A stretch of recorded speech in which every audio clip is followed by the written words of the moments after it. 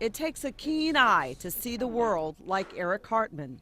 People can walk by and see, oh, there's a house with some flowers. I see a bloom, and it might be an incredible bloom. Okay. It doesn't dry as quickly. With paint and imagination, My brain actually fills in details sometimes that aren't there. thousands of brushstrokes chronicle things he can barely see. Man, I do lose track of where I'm going. In time, doctors say Eric Hartman will see nothing at all.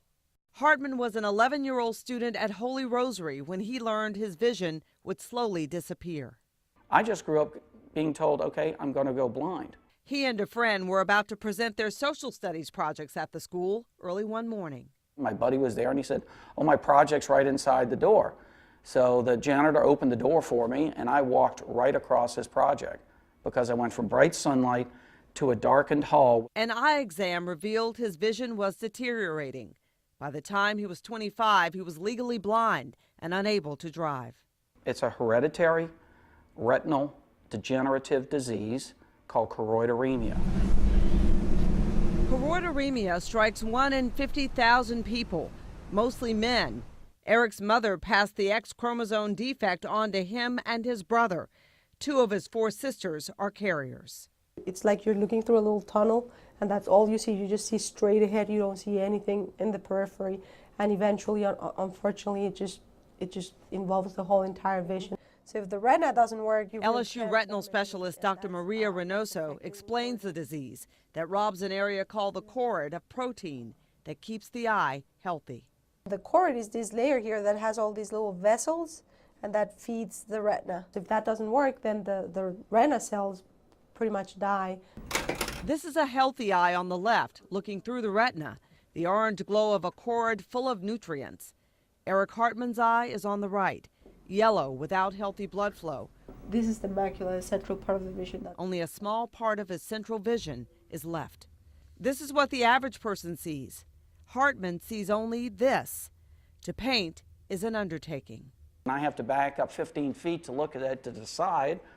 And then I walk back up, mix the paint, go up, and I realize suddenly I've painted the wrong branch. So now I've got 2 areas that I need to fix. If I'm doing something that's crucial, I will go up, walk back, and go up 2 or 3 times to make sure I'm there. So it slows the art process.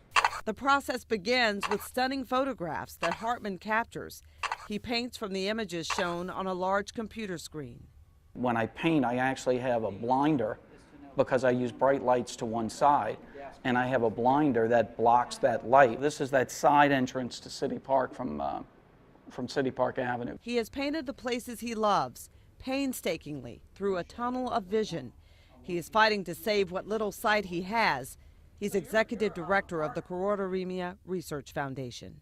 So there's about 6,000 people in the United States with it. And we formed our own foundation, and over the last 12 years, we actually have driven the research. We've been able to put the seed money out there for people who have young kids. In 5 years or so, they may be able to get this therapy and never go blind. In my case, depending on what vision I have left, I might be able to sustain what little I have left. But regardless, he continues doing what no one ever imagined he could, recording his own memories for others to share when and if his sight is gone. What's the absolute last image you want to see? You know, I love this area probably, that the old bridge on Bayou St. John at Harding, just sitting out on that bridge. I love that view looking down at City Park. If I find what seems like a perfect spot, I take a moment, sit and savor, because, you know, who knows if I'll ever be able to see that. And I count myself fortunate to have been able to see it. Nancy Parker, Fox 8 News.